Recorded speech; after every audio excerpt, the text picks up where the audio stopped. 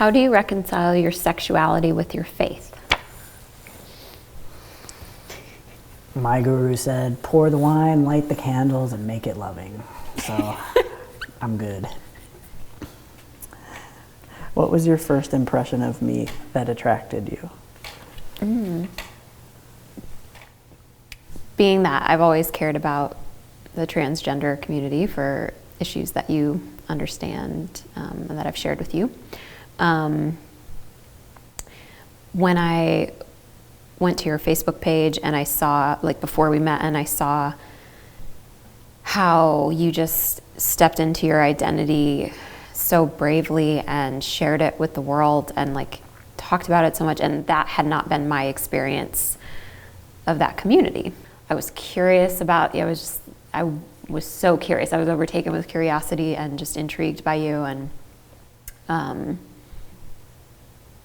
and then that's when I started watching like all of your Facebook videos and like anything I could Google and like cyber stalked. Before we even like talked. Yeah. That's amazing. Yeah.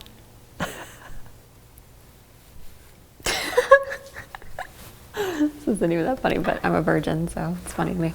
Am I the best sex you've ever had? I don't know yet. How do you want to answer? You and I have amazing chemistry. Definitely the most sustained and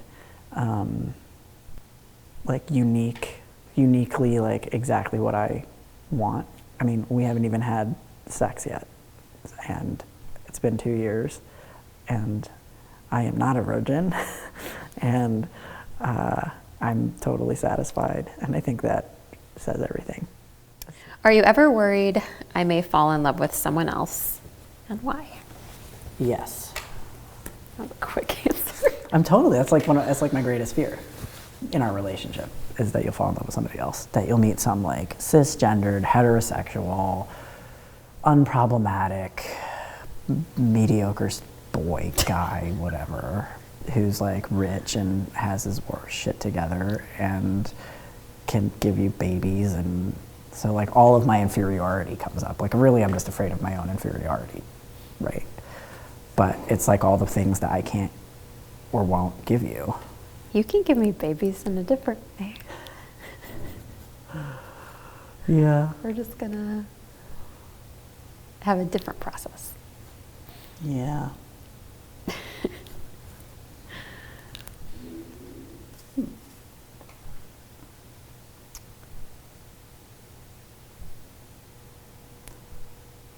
Do you think that your family... Is this what this really said? It says I could ask any question I want. Oh. I was like, wow. Can't memorize.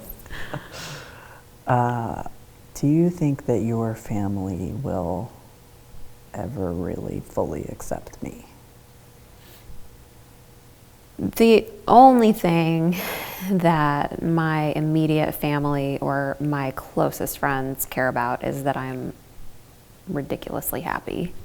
You know, yeah, my dad doesn't really get the transgender thing, and he's also said though that like he, you know, really wants for you to feel super comfortable and for us to feel super comfortable, and like that matters to him. So I know like it matters, but the extended family, no, I don't think that.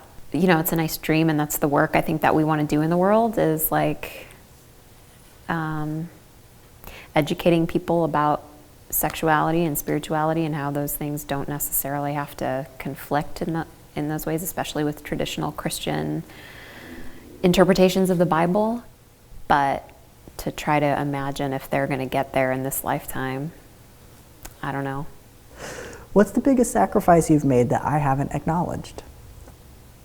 Like really taking the time to really listen and understand like all the change that's happening for me and the things that I'm opening up, and just like having a real awareness of like, oh yeah, if I was in her shoes, if I'd walked that path, just seeing it with those eyes of what that might feel like, and that would just feel really good to feel more understood sometimes. Oh. Why do you love me? Aww.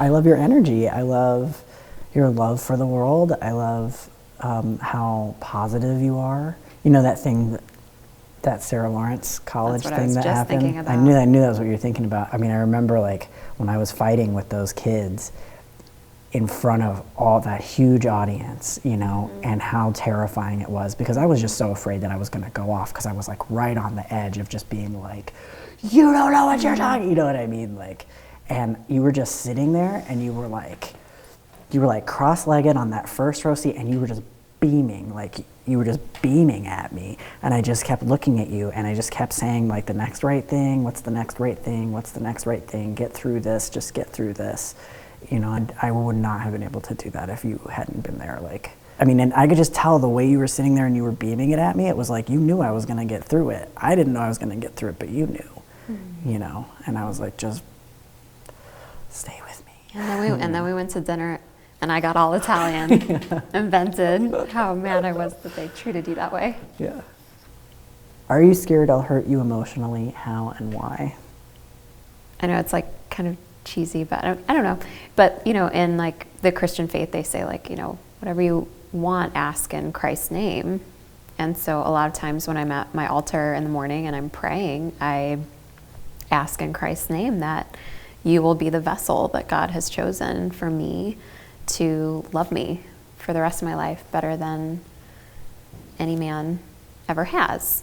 If you're willing to work on it, and I'm willing to work on it, and which we have been, you know, just having faith that